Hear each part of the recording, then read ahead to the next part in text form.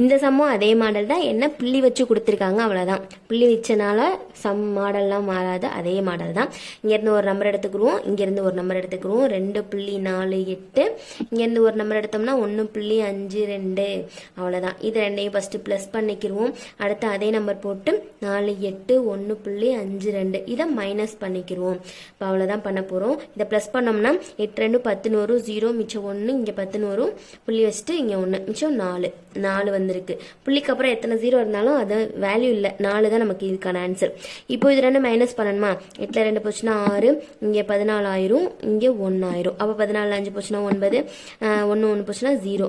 அவ்வளோதான். இப்போது ஃபஸ்ட்டு என்ன பண்ணியிருக்கோம், இங்கேருந்து ஒரு நம்பர் இங்கேருந்து ஒரு நம்பர் எடுத்து ப்ளஸ் பண்ணியிருக்கோம், மைனஸ் பண்ணியிருக்கோம். இப்போ இங்கே இந்த ரெண்டு நம்ம கிடச்சிருக்கா, அந்த ரெண்டு ஆன்சரில் ஒன்று மேலே இருக்கான்னு பார்க்கணும்.